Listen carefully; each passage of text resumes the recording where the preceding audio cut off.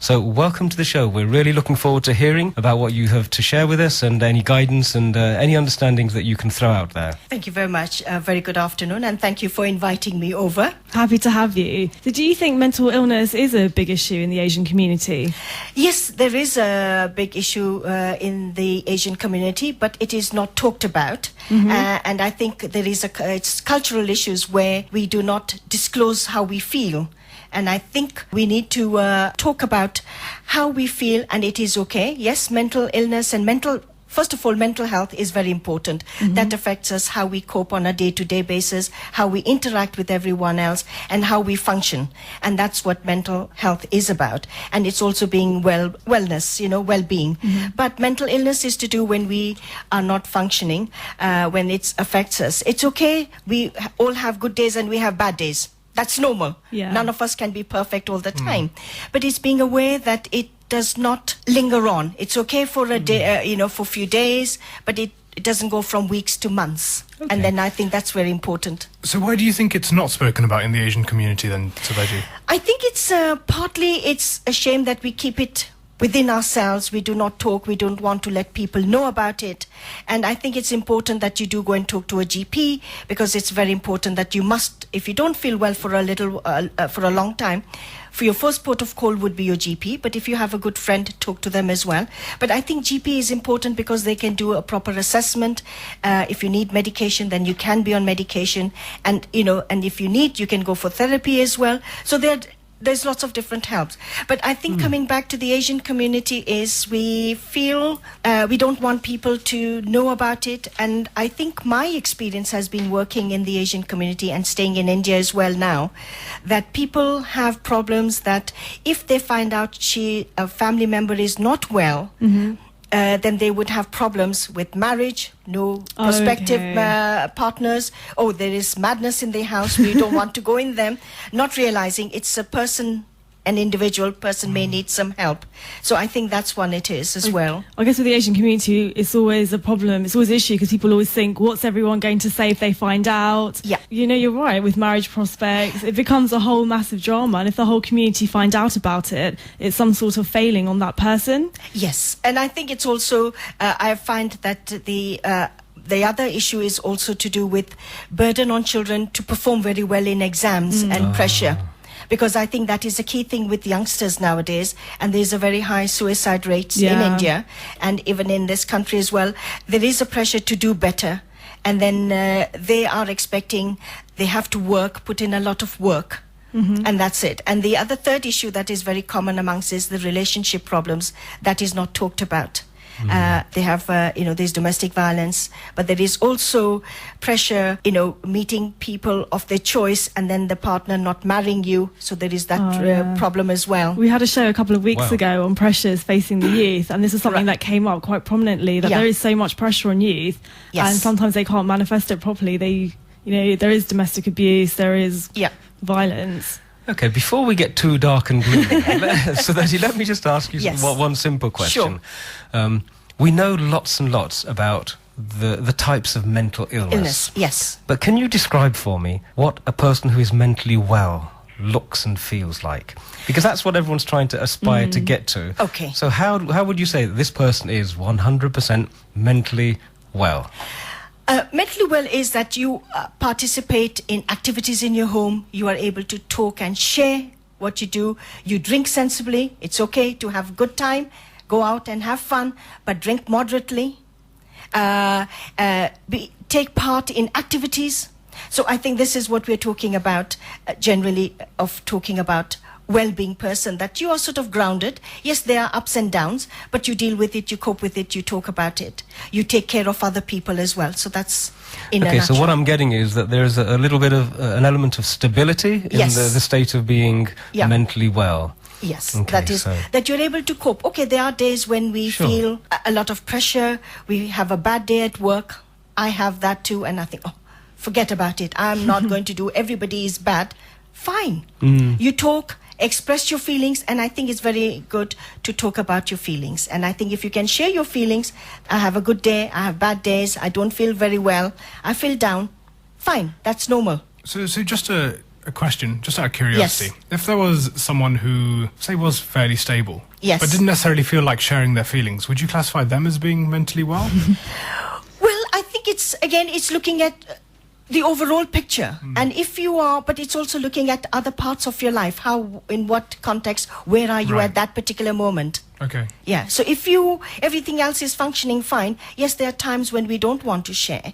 But I think it would be nice that you do not bottle things up. Sure. There is a way of expressing, but the way it's expressed is in a way that it's not harming yourself or anybody else. Okay. So that's where we're talking about that, go for walks, do physical exercise. There's way of releasing, do a bit of yoga, a bit of meditation. So there are lots of different things that you can do. Okay, that makes sense. Just throw it out there to our listeners. What do you think about mental health in the Asian community? Do let us know your thoughts. The text line's 07961 387 787. So just backtracking a little, we've identified that for a person to be mentally healthy and to be mentally well, they're stable.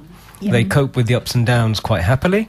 But isn't there a bit of laughter and a bit of a sparkle? Isn't that also a part of being mentally healthy? Oh, definitely. To have a sense of humor is very important. And to be able to laugh at your own, misgivings, bad, things you don't do well. And that's too. And I think that is a crucial part as well, that you do need to have mental health.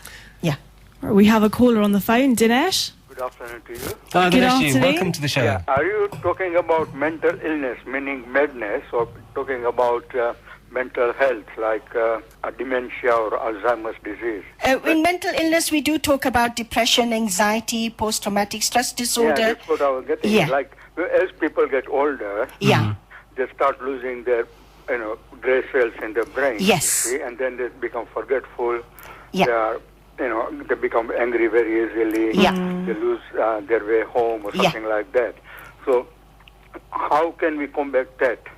I think for that one, you do need to go and see a specialist, because they will give you guidance on that particular aspect, because dementia, there are things they put in place, they help you to cope, and they will assess you at what level the dementia is and what sort of support you would need. And I think that is very crucial, because there are different stages where the assessments are done, where you will be able to see how much you can cope on your own, what sort of assistance you would need, your family member to help you.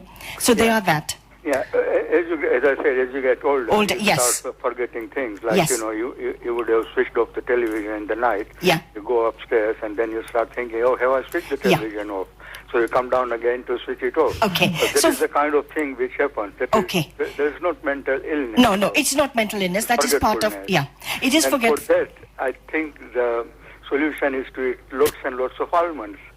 Almond is called food Yeah. for the brain. You can't Okay. have enough almonds. You're absolutely but right. Dinesh, I can suggest something. I think it's very important what you've highlighted. So what you could do is that before you go on your, you can have a sort of like post-it to remind you, I have turned it off. So you don't go upstairs and then come back. So, just to remind you that you've done it. So you put a sticker next to the switch. So or I'm just interested in this because Yeah. I've done a course. I'm a voluntary worker. Okay. Like, working with elderly people, and I've yeah. done a course with Red Bush Council. Oh, lovely. But it was about mental health in yeah. Asians and other communities. And that's why I thought that I'll make an input in what you are suggesting. Oh, that is great. Yeah. Dinesh, thank you so much for that. Okay, then. I just thought I'll make an input. On No, that. wonderful. Thank you very much for calling. I've done this course. Okay. No, I appreciate that. Thank you very much for calling. I'm going to take up one thing that Dinesh said. He suggested that there were not very many mad people. But I came across a report relatively recently where it showed the profile of a psychopath. Yeah. And it was stunning because they had all of these attributes that this is what constitutes a psychopath. And then they had the profile of parliamentarians, politicians and CEOs. Don't say that. And the degree to which the two matched was just scary. Exactly the same. Yeah. So I think maybe there are a lot more people who are Do you remember any of the mentally criteria? unwell.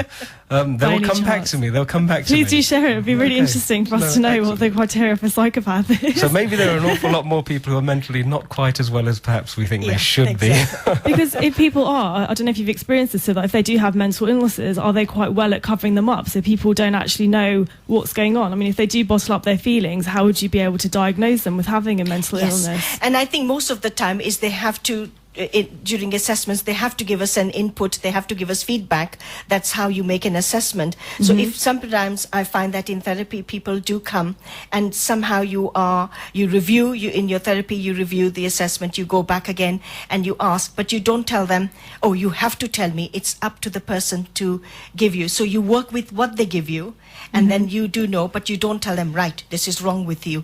It's got to come within you when you're doing in therapy work. So in that case, there could be psychopaths in our society who are not telling... That's true, and some people are very good.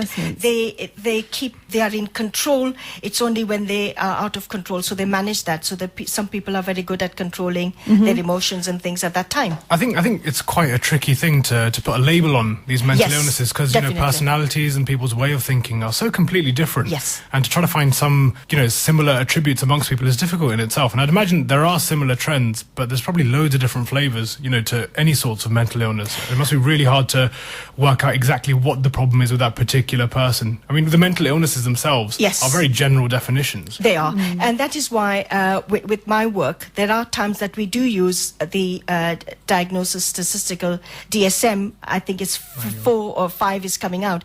But we don't use too much with that. I don't use too much. It's a guideline. But sometimes we feel those things. And I think this also brings in with, if you are reading a lot of self-help books as well, you have to be very careful. It's fine, and they're very good to read, but don't start self-diagnosis and looking at this, or these are the criteria. If I'm experienced this is what I am. There's so many self-help books out there. They are good. I mean, there's nothing wrong, but consult it with the doctor, but don't overanalyze and think. I think that's a mental condition in itself, right? Overanalyzing. So Sudha, thank you so much for that. That last point about doctors. Whilst I was having a look for statistics and just doing a bit of research, I came across one item, and we'll talk about it in a bit more detail after we've had the adverts in a few moments. But this statistic that I came up with struck me as quite surprising. That was that doctors feature very highly in the suicide tables. Right. Oh, wow. So if you have a look at the professions and see which are the most depressed and the ones to whom medication is most prescribed, and the ones who sadly feature the highest in the suicide leagues, the medical profession is very much up there. So we will explore this in a few moments after we've had a few messages from our advertisers, so we'll see you on the other side. Hi, this is Prerna. Join Satish, Vivek and I for Reasonable Conversation.